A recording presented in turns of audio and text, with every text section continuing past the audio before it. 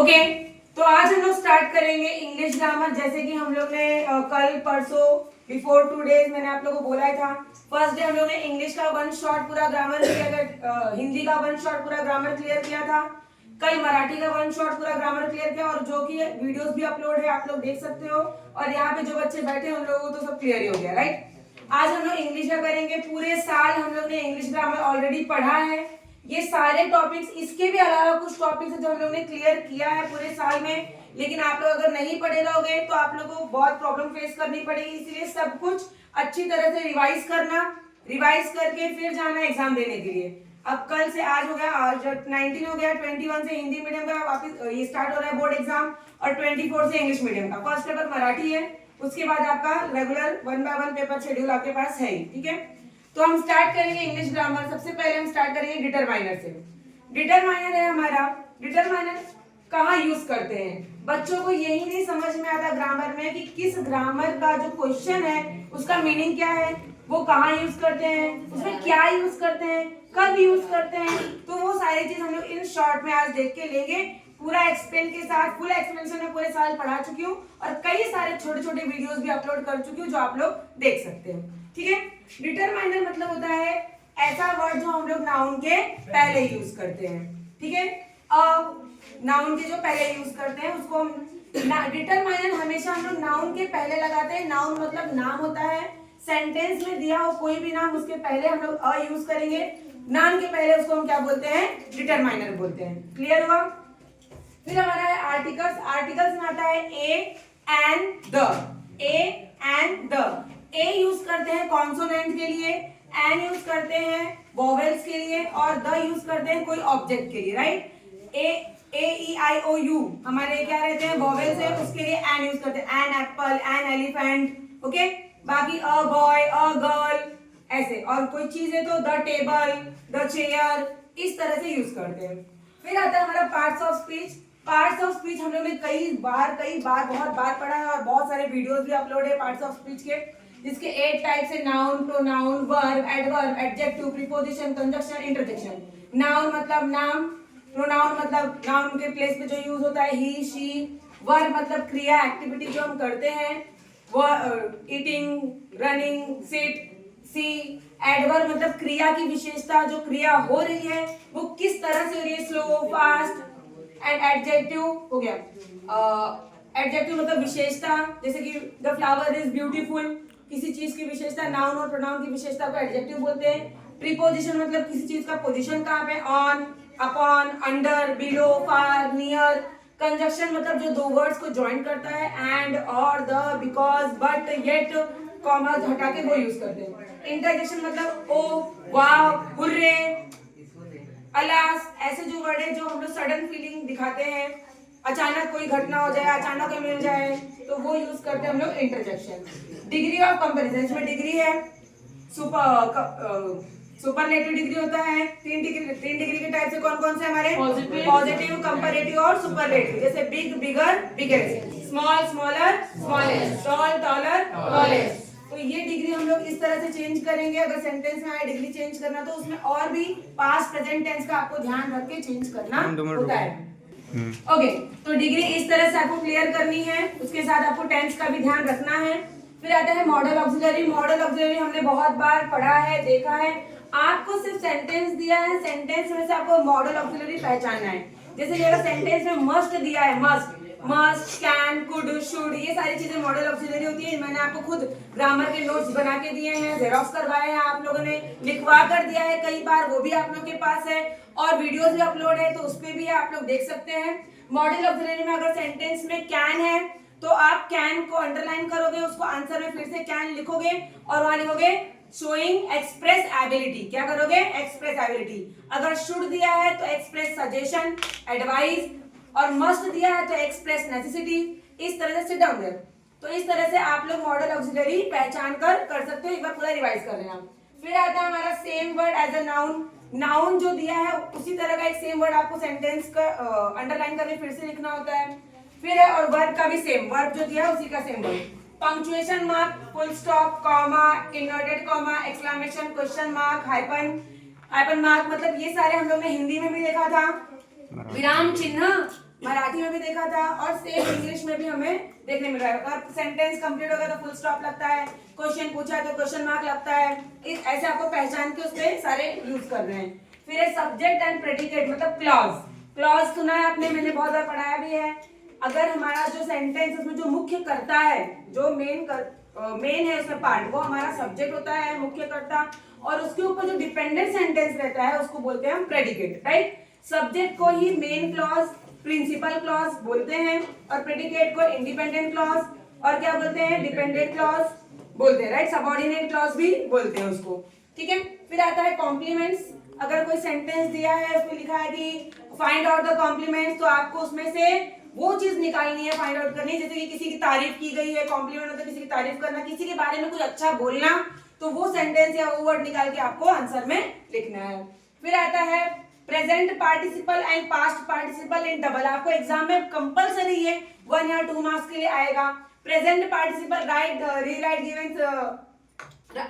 और अच्छी बात ये है कि आपको वहां पे कोई भी वर्ड नहीं दिया होगा, आपको अपने मर्जी से, अपने मन से, आज तक अपनी मर्जी से ही आया है ना सबको, जितना भी एग्जाम है, यस और नो?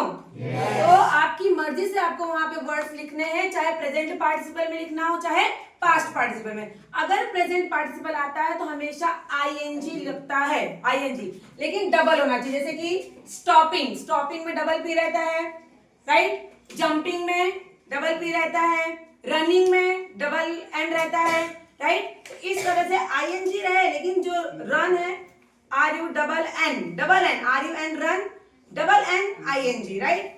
तो वो रनिंग, तो जहां पे डबल चीजें आएंगी वर्ड के लास्ट में और आईएनजी रहेगा, वो प्रेजेंट पार्टिसिपल होता है। और अगर ई जो डबल वर्ड आया और फिर ईडी रहा तो पास्ट पार्टिसिपल, जैसे stopped, STO double PED, right. तो ऐसे जो है वर्ड जहां ईडी लगेगा वो पास्ट पार्टिसिपल होता है, जहां आईएनजी लगता है वो प्रेजेंट पार्टिसिपल होता है। क्लियर हुआ पास्ट और प्रेजेंट का दिवाकर? ओके। फिर आता है हमारा types of sentence. Types of sentence हमारे कितने सेंटेंस है बोलो? 3 टाइप्स। 3 टाइप्स है, कौन कौन से हैं? Simple, compound and complex.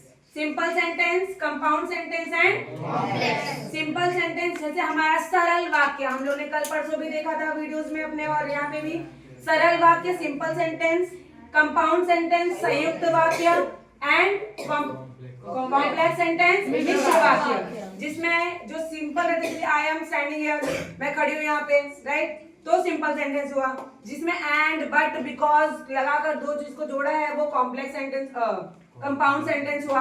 और जिसमें दो या दो से ज्यादा चीजों को मिक्स करके बोला गया है वो कॉम्प्लेक्स सेंटेंस हुआ।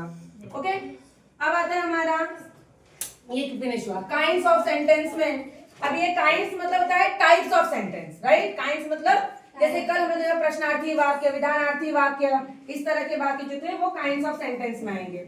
Assertive, imperative, interrogative, exclamatory. Assertive में होता है दो, नेगेटिव और अफर्मेटिव। अफर्मेटिव को ही पॉजिटिव भी कहा जाता है, अफर्मेटिव को ही पॉजिटिव कहा जाता है। तो अगर आपको असर नेगेटिव मतलब जिसमें नो, नॉट, नेवर, नन, नकारात्मक वर्ड दिए हैं वो नेगेटिव सेंटेंस पहचानना होता है या तो नेगेटिव सेंटेंस बनाना होता है। सेम अफर्मेटिव का भी सेम है, या तो पॉजिटिव बनाना पड़ता है या तो पॉजिटिव पहचानना होता है। लेकिन आप अगर नेगेटिव बना रहे हो लेकिन उसका मीनिंग चेंज नहीं होना चाहिए। अगर पॉजिटिव बना रहे हो, अगर है it is so easy, it is so easy, make it negative, तो it is not hard, it is not hard, ये हार्ड नहीं है, मतलब क्या है, इजी है, मतलब क्या है, इजी है। अरे यस नो तो बोलो, राइट ना? ओके। फिर आता है हमारा इंपरेटिव। इंपरेटिव मतलब ऑर्डर देना, ऑर्डर देते हैं ना, आज्ञा, आज्ञार्थी वाक्य हम लोग पढ़ते हैं, ऑर्डर देने को बोलते हैं इंपरेटिव। फिर आता है इंट्रोगेटिव मतलब क्वेश्चन, क्वेश्चन मार्क, क्वेश्चन पूछना, where are you going, how are you, what is your name, ऐसे जो क्वेश्चन मार्क वाले सेंटेंस होंगे उसको हम क्या बोलेंगे, इंट्रोगेटिव। क्या बोलेंगे, इंट्रोगेटिव। फिर आता है एक्सक्लेमेटरी। हम लोग ने यहाँ पे भी इंटरजेक्शन देखा, सेम एक्सक्लेमेटरी है, ओ, वाह, हुर्रे, अला, सौरव, ऐसे जो है जो सडन चीजें होती हैं, अचानक कोई चीज बोल देते हैं, हेलो, हाउ आर यू, ऐसा पूछते हैं ना अचानक टच करके, या फिर ओ माय गॉड, ओह के बाद ऐसा एक्सक्लेमेटरी मार्क्स लगाते हैं, तो वो एक्सक्लेमेटरी हो गया। फिर है रेटोरिकल चीजें। रेटोरिकल में दो है, WH टाइप क्वेश्चन है and add a question tag. ये भी हम लोग बहुत बार पढ़ चुके हैं, राइट। WH टाइप क्वेश्चन में आपको पहले तो ये ध्यान रखना है कि WH टाइप बना रहे हो तो WH मतलब what, where, when, how, who, how many, how far, how long, इस तरह से क्वेश्चन आपको क्वेश्चन बनाना पड़ता है WH टाइप में, मतलब क्वेश्चन बनाना। आप लोग पहले भी मैं पढ़ा चुकी हूँ आप लोगों को, राइट। तो अगर जैसे लिखा है I live in Japan, Japan को अंडरलाइन, तो वेयर डू यू लिव, आप कहाँ रहते हो, वेयर, जगह के लिए तो वेयर पूछेंगे, समय के लिए, टाइम के लिए व्हेन, समय के लिए व्हेन, राइट। तो इस तरह से आप अलग अलग चीजें यूज करके क्वेश्चन बना सकते हो। फिर एड अ क्वेश्चन टैग आपको बहुत बार पढ़ाया है, जिसमें हमारा क्या होता है, एक हेल्पिंग वर्ब होता है और एनोनिमस फाइनाइट होता है, राइट। इज है तो इजंट ही, डिडंट, वॉज है तो वॉजेंट, शुड है तो शुडंट, शॉल है तो शांट, वुड है तो वुडंट, और एम है तो aren't, I am a boy. अगर क्वेश्चन दिया है I am a boy, add a question tag, तो आपको copy full sentence comma I am है तो आरेंट आएगा, आरेंट आई क्वेश्चन मार्क, और क्वेश्चन टैग हमेशा स्मॉल लेटर में रहता है, पता है आप लोगों को, राइट। और फिर भी अगर न ध्यान में आए तो आप एक बार रिवाइज करिए और आप लोग एक बार वीडियो देख सकते हैं, है वीडियो अपलोडेड है। फिर है हमारा direct indirect speech. Direct indirect में आपको फॉर्मूला है, फॉर्मूला मैंने बताया आप लोगों को, आप फॉर्मूला लर्न करो। उसमें भी आपको ध्यान देना पड़ेगा कि बीच में आपको दैट लगता है, टेंस का चेंजेस है या डिग्री का चेंजेस है, तो ये थोड़ा सा आपको टफ लग सकता है लेकिन इजी है, आप फॉर्मूला से अगर सॉल्यूशन करोगे तो हो जाएगा। फिर चेंज द वॉइस का भी आपको फॉर्मूला ही लर्न करना है। अगर आपने टेंस का फॉर्मूला लर्न कर लिया तो सीवी का फॉर्मूला इजी हो जाएगा, क्योंकि सीवी में होता है एक्टिव और पैसिव। तो जो टेंस का फॉर्मूला होता है वही सीवी के एक्टिव का फॉर्मूला होता है, आपको पता ही है। आपको फॉर्मूला लर्न होगा, बाय हार्ट होगा, तो आसानी से आप सेंटेंस को चेंज कर लोगे। अगर फॉर्मूला लर्न नहीं होगा, बाय हार्ट नहीं होगा, तो आप सेंटेंस चेंज नहीं कर पाओगे। इसीलिए आपको सबसे पहले फॉर्मूला को लर्न करना है और बहुत इजी है। फिर आता है हमारा टेंस का फॉर्मूला, तो ऐसे मैंने पूरा लर्न करवा दिया था सबको, राइट। क्या है टेंस का फॉर्मूला, याद है सबको, राइट। अब जैसे कि सिंपल प्रेजेंट टेंस का क्या है, सब्जेक्ट, मेन वर्ब का फर्स्ट फॉर्म या फिफ्थ फॉर्म, ऑब्जेक्ट, राइट। फिर आता है हमारा प्रेजेंट कंटीन्यूअस टेंस, सब्जेक्ट क्या आएगा, is am are, subject is am are, main verb का फोर्थ फॉर्म, ऑब्जेक्ट। फिर आता है simple present perfect tense, right, subject has have, main verb का थर्ड फॉर्म, ऑब्जेक्ट। फिर आएगा present perfect continuous tense, subject has been या have been, main verb का fourth form, object. फिर पास्ट का भी है, simple past tense, subject second form, object. फिर past continuous tense, subject was where, fourth form, object. फिर आता है past perfect tense, subject had, third form, object. फिर आएगा past perfect continuous tense, subject had been, fourth form, object, right. मतलब second, fourth, third, fourth. और ये third जो fourth third है ना, सबके सेकंड में फोर्थ फॉर्म है, सबके थर्ड में थर्ड फॉर्म है, सबके फोर्थ में फोर्थ फॉर्म है, खाली फर्स्ट का चेंज है। अब हमारा फ्यूचर आ गया, तो सिंपल फ्यूचर टेंस का subject will shall, first form, object. फिर future continuous, subject will have, shall have, will be, shall be, fourth form, object. फिर future perfect tense, subject will have, shall have, third form, object. फिर future perfect continuous tense, will have been, shall have been, fourth form, object, finish. तो पूरा इस तरह से आपको tense भी learn कर लेना है, और टेंस लर्न होगा तो ही आप सेंटेंस को चेंज कर पाओगे। फिर फिगर ऑफ स्पीच आता है। फिगर ऑफ स्पीच आता है आप लोगों को क्या क्या है उसमें, simile, metaphor, alliteration, repetition, एनोमोटोपोइया,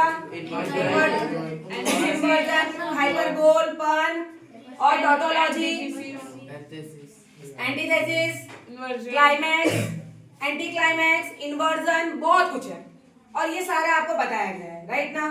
simile मतलब तुलना करना, मेटाफोर मतलब किसी को सेम एज बोल देना, जैसे सिमिली मतलब you are look like a donkey, metaphor मतलब यू आर डोंकी। इस तरह से अगर बहुत सारी चीजें हैं और इसके पहले भी वीडियो भी अपलोडेड है, आप लोगों को बताया भी है। फिर भी कुछ डाउट है तो आप पूछना, क्लियर हो जाएगा। फिर आता है हमारा सिनोनियम्स, एंटोनियम्स। आप बचपन से पढ़ रहे हैं, समानार्थी, समानार्थी, opposite, similar, opposite, similar, opposite. तो सेम सेंस हैप्पी का ग्लैड, सैड का सौरव, ये हमारा सिमिलर हो जाता है। और इसका हैप्पी का सैड, एंटोनियम से विरुद्धार्थी, राइट। तो इस तरह से समानार्थी विरुद्धार्थी करना है। होमोग्राफ और होमोनियम्स, ये मैंने ही पढ़ा है आपको। होमोग्राफ का एग्जांपल कौन देगा यहाँ पे? होमोग्राफ का एग्जांपल कौन देगा यहाँ पे? स्टैंड अप, बोलो। बैट बैट चमगादड़ और वो, उसके अलावा कॉल, सी और सी, एक देखना एक समुद्र। समझ में आया आप लोगों को? मतलब उसका एक डेफिनेशन बताओ आप। A word that have a same sound but different meaning and different spelling.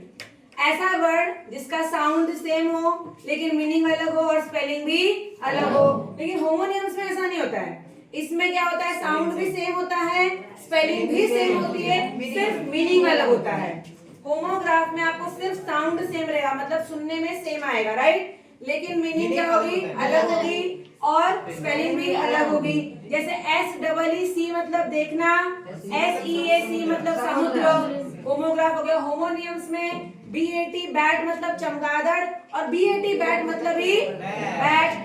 समझ में आया? इस तरह से दोनों डिफाइन किए गए हैं। आप फिर भी एक बार रिवाइज करना, डाउट हो तो क्लियर कर देंगे। फिर है प्रीफिक्स और सफिक्स। प्रीफिक्स और सफिक्स में आपको पढ़े हुए हिंदी में भी मराठी में भी क्या है, उपसर्ग और प्रत्यय। तो जो पहले लगता है वो क्या होता है और जो बाद में लगता है क्या होता है।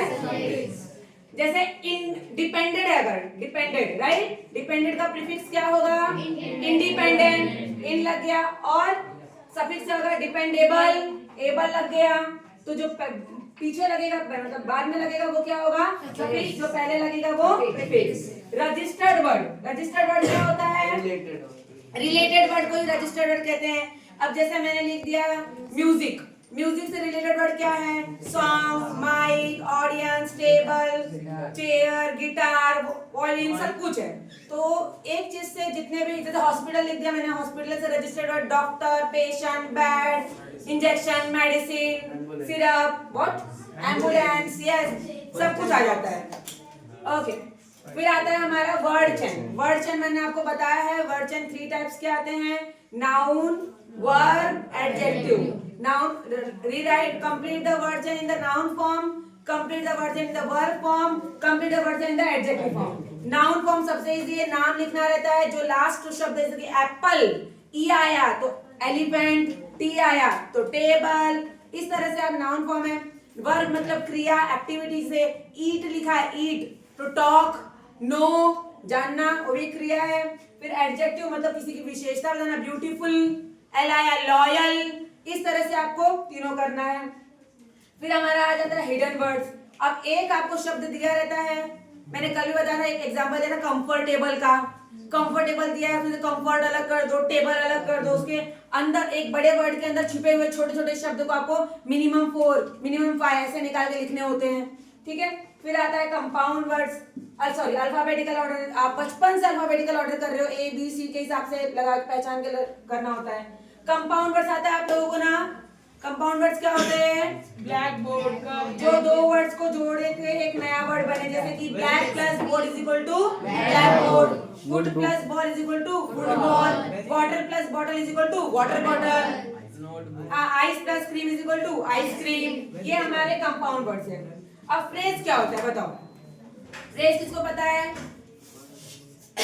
बेसिकली हमें एक छोटा सेंटेंस देगा, उसमें सेंटेंस में उसको फ्रेज को अपने सेंटेंस में यूज करना है। एक वर्ड दिया रहता है या एक छोटा सा लाइन दी रहेगी, उसको आप एक बड़े सेंटेंस में अपने ओन वर्ड डाल के यूज करोगे। Given a phrase, make a sentence, इस तरह से दिया रहेगा तो उस चीज को यूज करके आप एक लंबा सेंटेंस बनाओगे, पर वो मीनिंगफुल होना चाहिए, कुछ भी आलतू फालतू नहीं लिख के चले आना, ठीक है। फिर हमारा आता है जिरंड, इन्फिनेटिव, ये सब चीजें। जिरंड मतलब क्या होता है, मेन वर्ब का first form plus ING, main verb का फर्स्ट फॉर्म प्लस आईएनजी। हमेशा जिरंड में फोर्थ फॉर्म का लगता है आईएनजी, फर्स्ट फॉर्म का मतलब फोर्थ फॉर्म ही लगता है, समझो। फर्स्ट फॉर्म प्लस आईएनजी मतलब फोर्थ फॉर्म ही हो गया ना वर्ब का। जैसे वॉकिंग, टॉकिंग, या तो आता है आइडेंटिफाई द जिरंड, पहचानो, या तो मेक इट जिरंड, बनाओ, इस तरह से आएगा। इन्फिनेटिव रहता है 2 प्लस मेन वर्ब का फर्स्ट फॉर्म, 2, TO2, TOO नहीं, TWO2 नहीं, TO2 प्लस मेन वर्ब का first form. I go to market to buy some chocolates, I go to market to buy some chocolates. तो to market और to buy में to के साथ main verb का first form कौन सा है? To buy. टू बाय, क्योंकि टू मार्केट, मार्केट कोई वर्ब नहीं है, कोई क्रिया नहीं है, मार्केट एक प्लेस का नाम है। लेकिन बाय, BUY, बाय मतलब खरीदना, और बाय मतलब बाय हमारा फर्स्ट वर्ब का फॉर्म भी है, राइट? तो टू बाय रहेगा। इंफिनिटिव मतलब टू प्लस मेन वर्ब का फर्स्ट फॉर्म। फिर not only but also, not only हम लोग स्टार्टिंग में, अभी बहुत सारे टीचर्स हैं या बहुत सारे लोग क्या करते हैं बच्चे, स्टार्टिंग में नॉट ओनली लगा देते हैं, कॉमा हटा के एंड हटा के बट आल्सो लगा देते हैं। कर सकते हो ऐसा, आप कर सकते हो, कोई दिक्कत नहीं है, आप लोग भी सब लोग कर सकते हो। अगर नहीं आता है तो बस स्टार्टिंग में आप नॉट ओनली लगा दो, कॉमा एंड या जो भी दिया है कंजक्शन उसको हटा के बट आल्सो लगा दो, लेकिन उस पर आपको फुल मार्क्स नहीं मिलेंगे। फुल मार्क्स चाहिए तो आपको देखना है दोनों मेन जो हमारा मेन जो वर्ड्स रहते दो, तो पहले वर्ड के पहले नॉट ओनली लगाना है, फिर एंड या जो रहेगा हटाकर बट आल्सो लगाना है। जैसे कि ही इज ऑनेस्ट, जैसे Raj is honest, he is sharp. तो राज इज बार बार आया, राज इज और ही इज दोनों का मतलब राजी है, तो Raj is not only honest but also sharp. इस तरह से अगर आप यूज करोगे तो आपको फुल मार्क्स मिलेंगे। As soon as or no sooner than, दोनों एक दूसरे के ही हम जोली हैं, भाई भाई हैं। एज सुन एज है तो हटाकर नो सुनर देन लगाना होता है, नो सुनर देन है तो हटाकर एज सुन एज लगाना पड़ता है। देन भी वही लगाना होता है जहां कॉमा एंड बिकॉज द है उसको हटा के देन लगाना पड़ता है, और स्टार्टिंग में ही नो सुनर या एज सुन एज का यूज हम लोग स्टार्टिंग में कर लेते हैं, राइट? पर इसमें भी आपको टेंस का ध्यान देना है, कौन से टेंस में उसको हम लोग फर्स्ट फॉर्म में करेंगे कि फिफ्थ फॉर्म में करेंगे, राइट? फिर आता है हमारा स्पॉट द एरर। आप लोग ने मराठी में भी सेम देखा कि जो सेंटेंस में क्या अचूक शब्द है या अचूक मात्रा है उसको, या स्पॉट द एरर मतलब भी वही है, सेंटेंस में क्या गलती है उसको रेक्टिफाई करना है और फिर से सेंटेंस को लिखना है। फिर है ब्लेंडिंग वर्ड्स। ब्लेंडिंग वर्ड्स में होता है कि दो वर्ड्स आपको अलग अलग दिए हैं, दोनों का, इसका भी फर्स्ट वर्ड और इसका लास्ट वर्ड, दो वर्ड दिए हैं, इसका पहला इसका लास्ट का एक नया शब्द बनाना है। जैसे कि मैंने यहाँ लिखा है breakfast plus lunch is equal to brunch, breakfast plus lunch is equal to brunch. इस तरह से और बहुत सारे वर्ड्स है ब्लेंडिंग वर्ड जो आप यूज कर सकते हो। फिर है रूट वर्ड। रूट वर्ड जैसे होता है जड़ वाला शब्द, जैसे यहाँ लिखा है मैंने अटेंशन, अटेंशन का रूट वर्ड क्या है? अटेंड। रिस्पॉन्सिबल, रिस्पॉन्सिबल का मेन रूट वर्ड क्या है? Response, right? ऐसे बहुत सारे वर्ड्स हैं जो रूट वर्ड आप निकाल कर लिख सकते हो, कर सकते हो। इसके अलावा भी अगर आप लोगों को कोई भी ग्रामर में डाउट हो, नया मिल रहा हो, आपको करना हो, तो आप लोग पूछ सकते हो, आप लोग भी कमेंट करके पूछ सकते हो, वो भी मैं आपको एक्सप्लेन कर दूंगी। और इसमें भी अगर फिर भी किसी को डाउट रह गया है तो आप लोग कम क्लियर कर सकते हो। Okay everyone, thank you.